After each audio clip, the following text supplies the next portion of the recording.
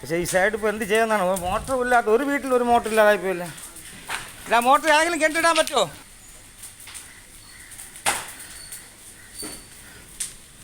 പൂവച്ചൽ കൊണ്ണിയൂരിൽ വീടിന് തീപിടിച്ച് വലിയ നാശനഷ്ടം.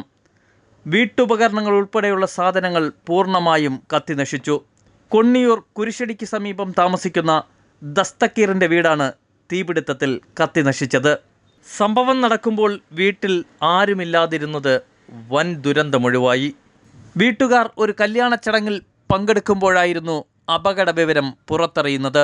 ഇതിൽ ഒരുപാട് ഡോക്യുമെൻറ്റ്സ് ഒക്കെ ഉണ്ടായിരുന്നു. നമ്മൾ രണ്ടുപേരും ക്യാൻസർ പേഷ്യൻ്റാണ്. എനിക്ക് ലിവറിൻ്റെ കംപ്ലൈൻ്റ് ഉണ്ട്, ഇവർക്ക് ഉണ്ട്. അപ്പോൾ ഈ രണ്ടുപേരെയും ട്രീറ്റ്മെൻറ്റും അതിൻ്റെ മെഡിസിനും എല്ലാം കത്തിനശിച്ചു. അപ്പോൾ ഇന്നലെയും പോയി കോഴിക്കോട് ചെന്നിട്ട് മലപ്പുറത്ത് പോയി 10,000 രൂപ മെഡിസിൻ വാങ്ങിച്ചുകൊണ്ട് വന്നതേ ഉള്ളൂ. അത് വന്ന് കയറി എങ്ങനെയാണ് റെസ്റ്റ് എടുക്കാൻ വേണ്ടിയിട്ട് അങ്ങനെ കിടന്നതാണ്. കല്യാണത്തിൻ്റെ കാര്യം വന്ന് അങ്ങനെ പോയി. നമുക്ക് വേറെ ആശ്രയമൊന്നുമില്ല, ഇത് മാത്രമേ ഉള്ളൂ. വീട് കത്തുന്ന വിവരമറിഞ്ഞെത്തിയ അയൽവാസികളും നാട്ടുകാരും ഫയർഫോഴ്സും ചേർന്നാണ് തീ കെടുത്തിയത്. ഫയർഫോഴ്സൊക്കെ വന്നാണ് തീ അണച്ചത്. അപ്പോൾ നമുക്കറിയാം, ഈ വീട് കണ്ടു കഴിഞ്ഞാൽ പൂർണ്ണമായിട്ട് വാസയോഗ്യമല്ലാത്തൊരു വീടായി മാറിയിരിക്കുക. കാരണം പൂർണ്ണമായിട്ട് കത്തി. അടുക്കള ഭാഗം കുറച്ച് ഭാഗം പോയി കഴിഞ്ഞാൽ പൂർണ്ണമായിട്ട് കത്തി തീർന്നിരിക്കുക. അപ്പോൾ ഇവിടെ ഈ വീട്ടിൽ താമസിക്കുന്ന 2 പേര്, അതായത് ഇവിടെ താമസിക്കുന്ന ആ രക്ഷാകർത്താക്കൾ, ആ 2 പേർക്കും ക്യാൻസർ പേഷ്യൻ്റ് എന്നുള്ള രീതിയിൽ പിന്നെ എറണാകുളത്തോ കോഴിക്കോടൊക്കെ പോയി മരുന്ന് വാങ്ങി ഇപ്പോൾ ഇന്നലെ വന്നതേ ഉള്ളൂ. അപ്പോൾ ഇന്നൊരു കല്യാണമായിട്ട് ബന്ധപ്പെട്ട് അതിന് പോയപ്പോഴാണ് അയൽക്കാർ കണ്ടതുപോലെ തീ കത്തുന്നത്. നാട്ടുകാർ, ഇവിടുത്തെ പ്രദേശവാസികളെല്ലാം ഒത്തൊരുമയോടുകൂടി നിന്ന് അണച്ചതിൻ്റെ പരിണിത ഫലമായിട്ടാണ് ഇപ്പോൾ ഇത്രയും കിട്ടിയത്.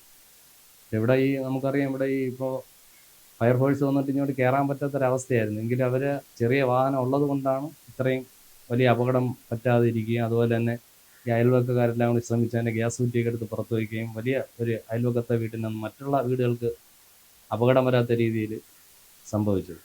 ഈ പൂർണ്ണമായിട്ട് ഈ വീട് കത്തി തീർന്നിട്ടുണ്ട്. അപ്പോൾ നമുക്ക് എന്തെങ്കിലും ചെയ്യാമെന്ന് വെച്ചാൽ ഇപ്പോൾ വില്ലേജ് അധികൃതർ അതുപോലെ പഞ്ചായത്തിൻ്റെ വേണ്ടപ്പെട്ട അധികൃതർ ഇത് അറിഞ്ഞുകൊണ്ട് എന്തെങ്കിലും സാമ്പത്തിക സഹായം ചെയ്യണമെന്നാണ് എൻ്റെ ഒരു അഭിപ്രായം. സാധുക്കളാണ്, 2 പേരും രോഗികളാണ്. സ്വന്തമായിട്ട് 1.5 സെൻറ്റ് വസ്തുവുള്ളൂ. അത് കുടുംബക്കാർ ദാനം കൊടുത്ത വസ്തുവാണ്. വേറെ നിവർത്തിയില്ല, 2 പേരും രോഗികളാണ്. സർക്കാരിൽ നിന്ന് എന്തെങ്കിലും ആനുകൂല്യം കിട്ടുകയാണെങ്കിൽ അവർക്കൊരു ആശ്രയമാകും. അവർ 2 പേരും ക്യാൻസർ രോഗികളാണ്. ഇന്നലെയും മരുന്ന് വാങ്ങിച്ചിട്ട് വന്നെന്നാണ് അറിയുന്നത്. രേഖകളെല്ലാം കത്തിപ്പോയി, മരുന്നുകളെല്ലാം പോയി. ഇനി ഏതെങ്കിലും നമ്മുടെ പ്രദേശവാസികളെല്ലാം കൂടെ സഹായിച്ചാലേ അവർക്ക് നാളത്തേക്കുള്ള മരുന്ന് കഴിക്കാനും പറ്റുള്ളൂ. അപ്പോൾ സർക്കാരിൽ നിന്ന് എന്തെങ്കിലും ഒരു യുദ്ധകാല അടിസ്ഥാനത്തിൽ എത്രയും പെട്ടെന്ന് അവർക്കൊരു ഫണ്ട് അനുവദിച്ചു കൊടുക്കണമെന്ന് നാട്ടുകാരായ നിങ്ങൾ അപേക്ഷിക്കുകയാണ്.